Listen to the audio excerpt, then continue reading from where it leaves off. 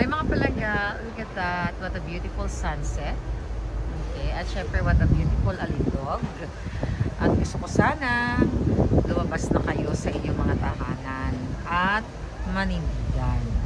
Tapusin nyo na ang lahat ng kadyutahan ng Addictus Bangag Marcos administration. Ang kidnapping or kidnappers, mga kidnappers na katulad ni Satanas at ni Bangag, ang mga smugglers, ang mga kongresistang kasabwat ng mga kontratista, ang mga nagbubulsa ng libot ng ng bilyon-bilyon o trilyong budget kada taon, habang kayo ay kawawa, lubog sa kahirapan, lubog sa baha, lubog sa utang, lubog sa kalungkutan dahil mahirap ang buhay nyo, samantalang ang Bangag administration ay pa-concert na lang at nilulustay nga ang inyong pera, bumili ng bahay sa iba't ibang bansa. Kaya kung ako sa inyo, bago pa ako mag-birthday sa September 21, ay lumabas na kayo ng bahay. Diretso na kayo sa Malacanang.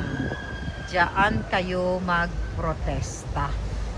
Hindi sa kung saan-saan pa man. But, you know, it's good thing kung mapupuno nyo ang buong kamay nilaan. Or, ang lahat. Punuin nyo buong Pilipinas. Keso na sa Visayas kayo, nasa Mindanao kayo, o nasa Luzon kayo, saan man kayo naroroon.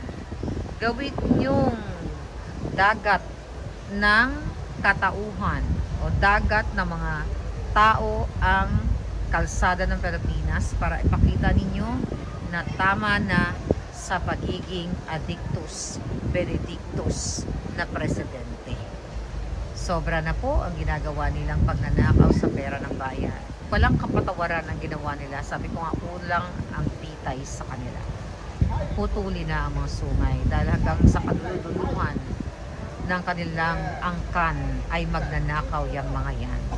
Si Tambaloslos, si Saldico, lahat ng mga gabinete ni Bangag ng mga nagnanakaw, ang mga kasabwat nila, lahat. Kaya lumabas na kayo bago ako mag-birthday. Bigyan na naman ako ng gift na lechon ahas or ahas na inasal at lechon na buwaya. With that, ako na ang magiging pinakamasayang birthday girl. Alright?